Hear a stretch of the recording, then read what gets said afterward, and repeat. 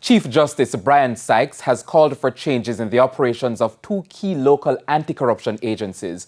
Now, his recommendations, though, would mean more responsibility being given to the Office of the Director of Public Prosecutions. More in this report from Dwayne Anderson. Chief Justice Bryan Sykes did not mince words when he addressed members of the justice system at a church service on Sunday. He questioned whether taxpayers were getting the returns on their investments in prosecutorial units at agencies such as the Integrity Commission and the major organized crime and anti-corruption agency, MOCA. I won't say whether it is a good thing or a bad thing, but what I will say is this, that if one looks at the record of the DPP and looks at the record of those offices, I suspect you may safely conclude you're not getting the same kind of results and impact. The Chief Justice reasoned he was not questioning the capacity of the lawyers at MOCA and the Integrity Commission, but instead wanted to publicly remind the authorities of the value of the Office of the Director of Public Prosecutions. Prosecutorial expertise is acquired over time. It is not something you get out of a book.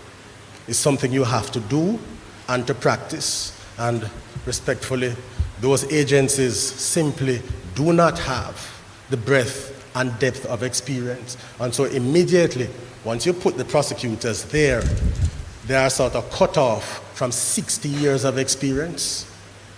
That is why you're not getting the returns.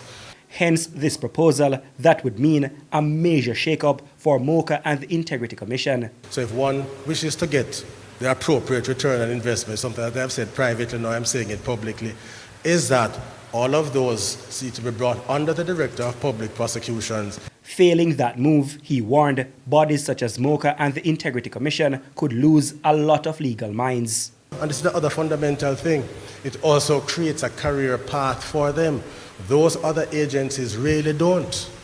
And it is not surprising that you have the results there, because there's a ceiling in terms of how high you can go. And if you are not in the AG's department, you are not in the DPP's department, then the only way out is to leave.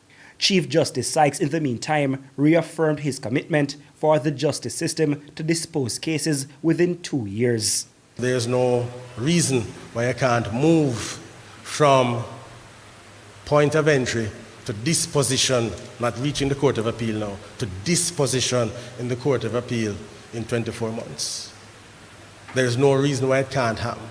It's a matter now of using the technology that's available to increase productivity. Dwayne Anderson, TVJ News.